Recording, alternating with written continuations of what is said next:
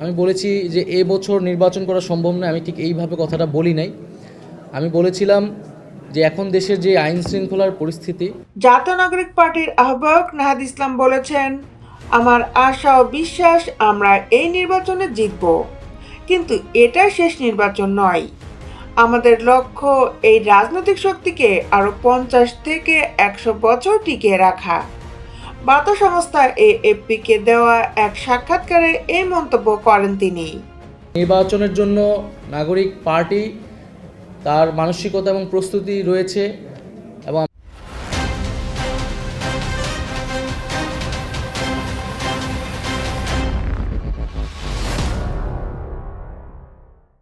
বিস্তারিত নিয়ে আপনাদের সাথে আছি আমি শামিমা সুলতানা, জাস্টিস টেলিভিশন। দেশের প্রচলিত রাজনৈতিক দলগুলোর মধ্যে বড় পরিসরের সংস্কারের সদিচ্ছা নেই বলে মন্তব্য করেন নাহিদ ইসলাম। বৈষম্যবিরোধী ছাত্র আন্দোলনের তরুণ প্রজন্ম যেসব সংস্কারের জন্য জীবন দিয়েছে, রাজনৈতিক দলগুলোর সেগুলোর প্রতি কোনো আগ্রহই নেই। গণ অভ্যুত্থানের প্রতিশ্রুতি বাস্তবায়নের দায়িত্ব আমাদের উপরই। এই কারণেই নতুন রাজনৈতিক দল গঠনের সিদ্ধান্ত নিয়েছি। কেবলমাত্র নির্বাচনী জাতীয় নাগরিক পার্টি বা এনসিপির এই মুহূর্তের একমাত্র দাবি নয়। নাহিদ ইসলাম বলেন, প্রায় আমাদের বিরুদ্ধে অভিযোগ করা হয় আমরা নাকি নির্বাচন পেছানোর ষড়যন্ত্র করছি, কিন্তু এটা সত্য না।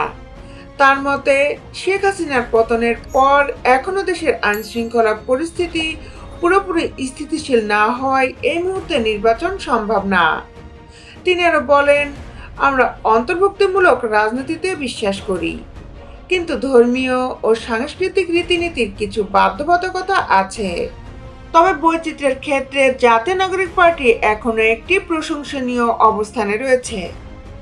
এনসিপি প্রধান বলেন, আমরা নারীদের সামনে এনেছি, সব জাতি ধর্ম সম্প্রদায়ের প্রতিনিধিত্ব নিশ্চিত করেছি, প্রতিটি নাগরিকের অধিকার নিশ্চিত করার চেষ্টা করব আমরা। দেশ বিদেশের আপডেট নিউজ পেতে আমাদের সাথেই থাকুন। Justice television, Dhaka.